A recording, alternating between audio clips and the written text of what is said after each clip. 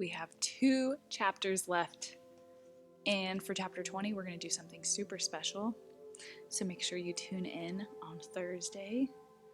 Tune in next time. Chapter 19, The Reunion. A few days later, the Hunt family had pushed on to the west many miles. When they crossed the wide Brazos River, Papa told everyone that the real trip home had begun. He told them that the Brazos River separated the east from the west in Texas, and now they were heading toward the wilderness area of the south. There will be lots of cactus and sand, and not much water, so we'll have to keep stocked up and on supplies every chance we get, he said. Pansy asked, "What kind of things can we expect to see, Papa?" "Well, Pansy, as we travel, we're gonna come down to Del Rio. That's Roy Bean country." Pansy had a confused look on her face. "What are Roy Beans?" she asked. Papa laughed so hard he almost fell off the side of the wagon. "No, child, Roy Bean isn't something you eat. It's a man by the name of Roy, and his last name is Bean. For many years, he has been the only law west of the Pecos River. He's a lawman and a judge." Pansy snarled up her face and said, "He has a funny name anyway." "I guess you're right, Pansy. I'll bet more than one of the bad guys he's put on trial would have liked to eat him up like a bean." "Anyway," Papa continued, "when we get to Del Rio, we'll catch up with the Pecos River. It'll lead us to New Mexico, then up into the mountains and home." Home. Just the sound of the word felt good to hear. The trip had been wonderful, but to Pansy, her home was the log cabin ranch. She was beginning to get anxious to get back. "So are you ready to go home?" asked Papa. "I sure am," replied Pansy. From the back of the wagon, Mama sounded even louder. "Yes, sir!" Papa laughed and said, "Then I suppose you're not interested in stopping through the old town of Chesterville." Pansy's eyes shot wide open. "You mean the town where my friend Jenny lives?" Pansy's voice was filled with excitement and anticipation. Papa smiled and shook his head yes. Pansy began to talk 1,000 miles an hour, asking Mama if she had heard what Papa said, and then asked, "Will Jenny be there? How far is it? How long can we stay?" On and on she went. Papa said it was like a little bucking bronco let out of a cage. She just couldn't stop. It turned out that both Papa and Mama knew the stop was planned long ago with the Morgans way back when they parted ways on the trail to Galveston. Mrs. Morgan had told Mama they could stay for a few weeks at their home to have the baby if it worked out. Mama had written Mrs. Morgan a few days before they left Galveston and let her know that they would be leaving in a few weeks. Then, after Papa's dream, they left the island earlier than expected. Mama didn't think they would stay to have the baby, but they still wanted to see the Morgans on the way home.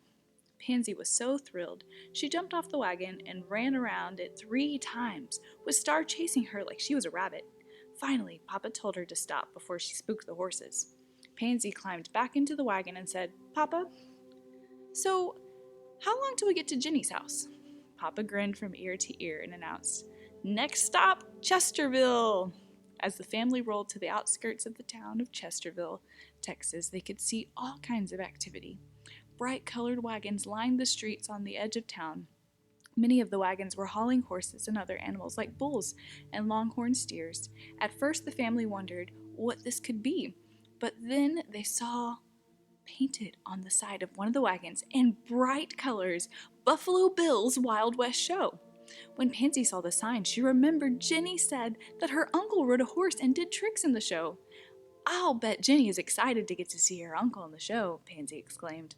Papa pointed out that it looked as though the show was being set up near the edge of town. On down the road they traveled past the show and past the little houses at the edge of town until they came to the center of the city. It was a small town, but big enough to have some of the latest things like motor cars and streetlights.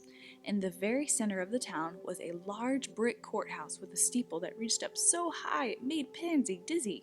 The courthouse was built on a square with streets on all 4 sides and little shops lining the sidewalk. All of the buildings looked clean and new in the town. A few shoppers were moving from store to store, but it was late in the day and most shoppers were beginning to close. Pansy spotted a grocery store and a meat market. On the other side of the square, she saw a barber shop. It looked closed for the day, and a candy and ice cream parlor. Oh no, Pansy Mama spoke up. We're heading for the Morgan's house. Pansy sort of laughed that Mama could read her mind so well.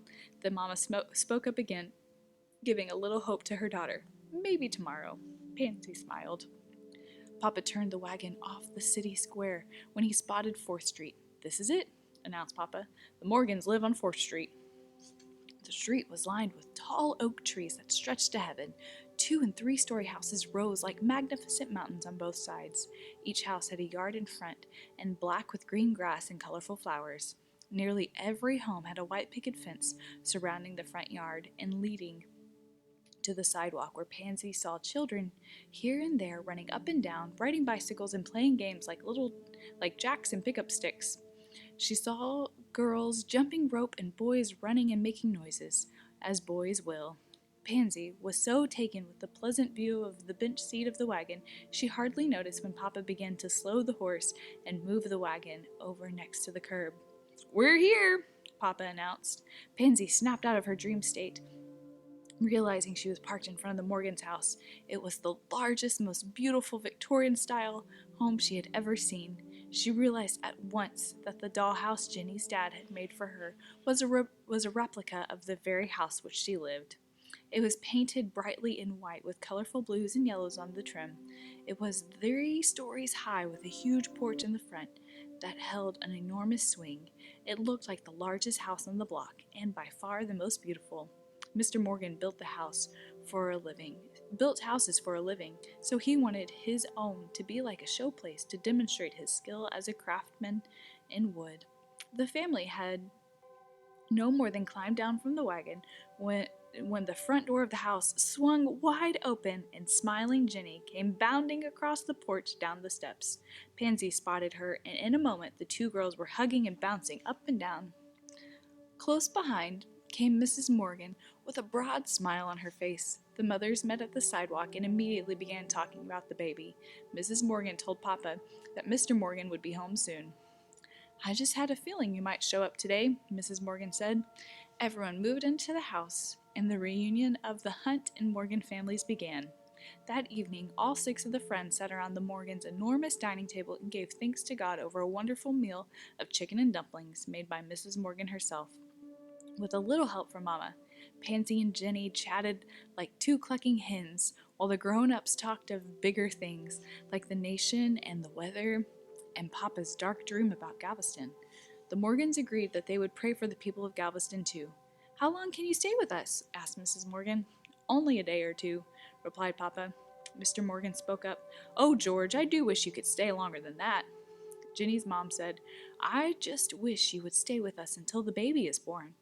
Papa and Mama both shook their heads and answered, almost in unison, "No, no, that would be too long. This baby is not coming for a month yet."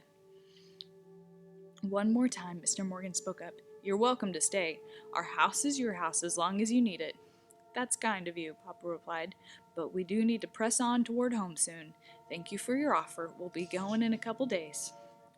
No more was said of staying, except Mr. Morgan mentioned how he wished they would stay for the big show coming to town on Saturday. "It's Buffalo Bill's Wild West show. Jenny's uncle's part of it." "We saw the wagons as we were riding into town," said Papa. "Yes," Mr. Morgan answered back. "We're celebrating the completion of the railroad coming to the city. The railroad is going to make this town boom. It will be good for all the merchants and certainly good for business. More people, more houses." Papa smiled and nodded in agreement. Papa was happy for his friend, but as for him, he'd rather live free and away from large crowds. Happiness for Papa was a wide open range where the nearest neighbor was a mile or 2 away. He was missing home and anxious to get back. Nevertheless, Papa agreed to the girls' great happiness. The family would stay until Saturday so they could go to Buffalo Bill's Wild West show and meet Jenny's uncle. It's as though the girls had not been apart a day. They went right back to playing with games and toys, the same ones they'd played on the road. There were, however, more dolls in Ginny's room. She had more toys, dolls, and games than Pansy could ever imagine. 3 days flew by as though they were just a moment, and Saturday was here. The girls rose early, got dressed, and got ready for the big day at the Wild West show. Everyone in town will be there, Ginny told Pansy. You'll get to meet some of my friends. Buffalo Bill's Wild West show traveled to hundreds of cities and small towns during those days. The show featured cowboys and sharpshooters doing all sorts of amazing tricks on their horse and displaying expert skills with guns. The show was, more or less, the last remaining part of the Wild West. As part of the show, the cowboys, who were more like actors, would pretend to chase a bad guy who was doing all sorts of tricks from the back of his horse, trying to get away. The good guys would rope him and pretend to shoot him. There were also clowns and other acts, plus booths where you could test your own skills at shooting against the experts for a nickel. The show was a lot of fun, and Ginny was right. The entire community came out for the festivities. The two families arrived early and were among the first to find their seats in the stands. Some of the cowboys were warming up in the arena, including Ginny's Uncle Frank. When he rode near them, Ginny waved and hollered, "Hi, Uncle Frank," as loud as she could. The man on the horse swung around and rode right up to them. Sitting on his horse, Uncle Frank was just even with the grandstand. So he was able to reach out across and shake hands with everyone. Mr. Morgan introduced Frank to Papa, Mama, and Pansy. Frank tipped his hat to Mama and hugged his sister, Mrs. Morgan. Then he reached out to pluck Ginny off her feet and onto the horse. No sooner had she landed on the horse, he plucked up Pansy and set her in front of Ginny. The three of them rounded the arena, waving and greeting all the other cowboys. On the other side of the arena, Frank stopped to talk to a couple of cowboys. The three men all rode back to the grandstand with the two girls. When they arrived back at the stand, Frank spoke first. As he passed the girls back to their mothers, "Gentlemen, I would like you to meet the star of the show and the greatest horseman in the county, Mr. William Cody, better known as Buffalo Bill." Frank went on with his introductions, "And this, gentleman, is Mr. Bill Hickok, sometimes known as Wild Bill Hickok." When Papa shook hands with Mr. Cody and greeted him, he said, "Hello, sir. My name is George Alonzo Hunt. My father has told me many incredible stories about both of you." Cody and Hickok both looked at each other with surprise, as did the Morgans and even Pansy. Mr. Cody lifted up the brim of his hat and said, "Do you mean that your father is Alonzo Hunt?" All eyes kept going back and forth listening to this unexpected change. Hickok spoke up, "Your father and the two of us served as Army Scouts in Kansas after the war. The last time I remember seeing Alonzo, we were playing cards in the saloon down in Coffeeville. How's your father?" "You wouldn't believe it, gentlemen," Papa said to the men. "He lives on the farm in Bedford, Iowa, and still does cartwheels every day to stay in shape." Buffalo Bill laughed and said, "Cartwheels? I'd forgotten about that. He always loved to do those at the most unnatural times. Your father was a great soldier and a great storyteller. When you see him again, tell him we said hello. I hope you enjoy the show, folks. I've got to go now." Hickok and Cody rode off along with Frank. The Morgans and the girls were standing with their mouths open in shock. Finally, Mr. Morgan spoke up. "So I talked you two into staying until Saturday so you can meet my brother-in-law Frank, who rides in the show. And you don't bother telling me that your father was best friends with the owner of the show?" Papa just smiled. The show was wonderful. The cowboys did unbelievable tricks from their horses with their guns. The acting was exciting and sometimes funny. The horses were beautiful and could perform all kinds of skills. Even Papa, who wasn't one to put much stock in shows or performances, had to admit it was spectacular. At one point in the show, after shooting a perfect bullseye 50 feet away from the back of a moving horse, Uncle Frank grabbed the paper target and trotted around the stand so everyone could see the hole in the target. Then he gave the target to his niece, Ginny, and she gave him a kiss over the rail of the stand. Everyone applauded. Pansy could not think of a more thrilling day.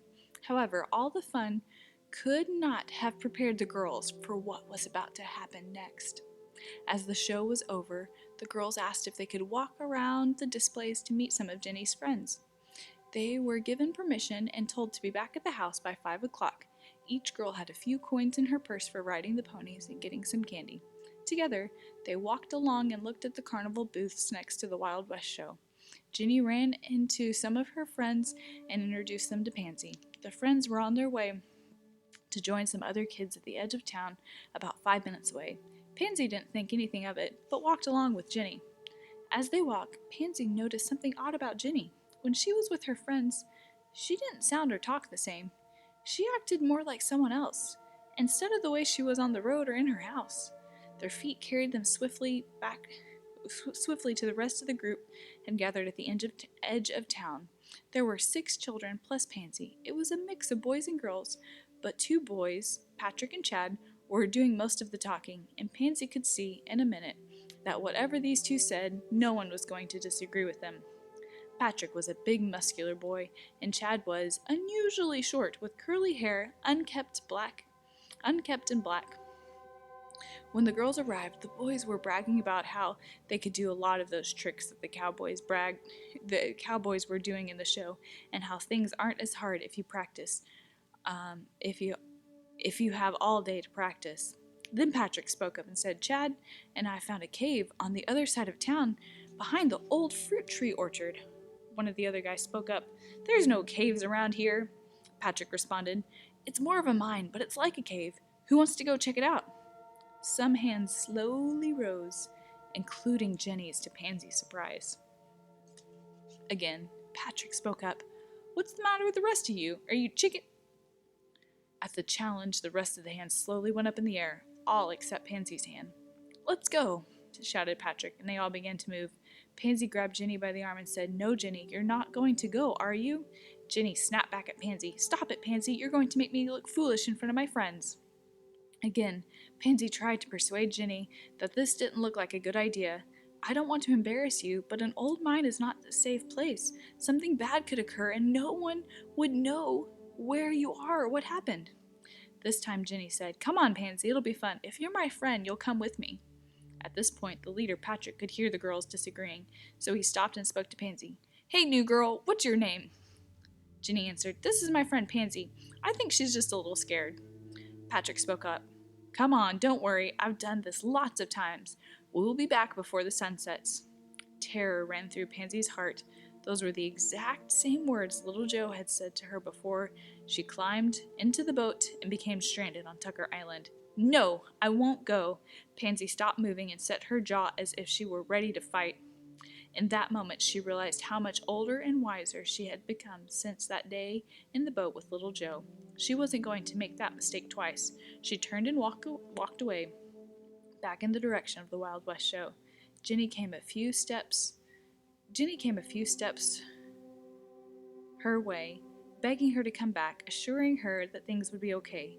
Pansy kept walking. Had she turned around, she would have seen Jenny looking back and forth from her group of friends, then back to Pansy, trying to decide what to do. Finally, she joined her friends, shouting back to Pansy, "Don't tell my parents where I am!" As Pansy walked on, she could hear the group shouting, "Chicken!" toward her and laughing as they walked away. They couldn't see the tears forming in her eyes and rolling down her cheeks as she shuffled along. How could a day begin so perfectly and so happy, with everyone so happy, then turn awful so fast? Pansy knew she was doing the right thing, but that didn't make it hurt any less. "Now, what should I do?" Pansy thought to herself. "I can hang out here at the show until she comes back, or I can tell Papa and Mama what's going on. If I do that, Jenny will hate me. But what if something horrible happens in that mine? I'll hate myself for not telling." Pansy wandered around for about 10 minutes until it became clear as a cup of water what she had to do. She had to tell her parents what happened. Pansy made her way along the main street back to town, back toward the Cinder Square, and then to 4th Street. By the time she got back to the house, half an hour had gone by. She stood at the bottom of the stairs leading to the front door. For a moment she hesitated, then slowly walked up the steps and entered the front door.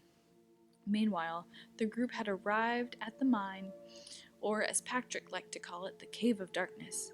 Come on, guys, let's go in.